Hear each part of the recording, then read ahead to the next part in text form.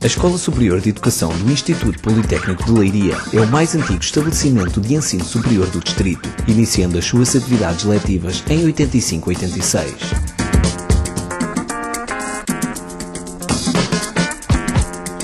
A Associação de Estudantes, para além da realização de eventos, representa os alunos perante o Conselho Diretivo quando necessário e é ainda responsável pelos serviços de reprografia.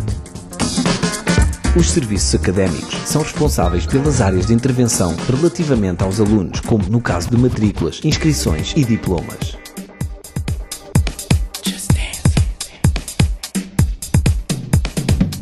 A biblioteca tem um fundo documental que é constituído por bibliografia portuguesa e estrangeira. O Centro de Documentação dispõe de monografias, publicações periódicas, CDs, CD-ROM, cassetes áudio e vídeo, mapas, acesso à internet e um fundo documental da Biblioteca Infantil.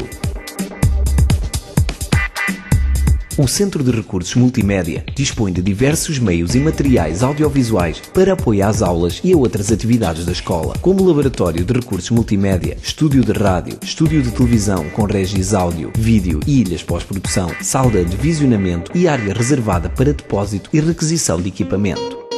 Presta ainda apoio a congressos, colóquios, conferências e outras atividades de interesse para a comunidade politécnica e exterior que se realize nos auditórios da escola. Para garantir uma infraestrutura básica de computação e comunicação, existe o Centro de Informática, que dá apoio à instalação e administração de equipamentos informáticos e permite que todos os alunos e docentes que possuam um computador portátil possam usufruir da rede wireless na escola. Também o Laboratório de Ciências e Matemática se encontra à disposição dos alunos para requisição de material.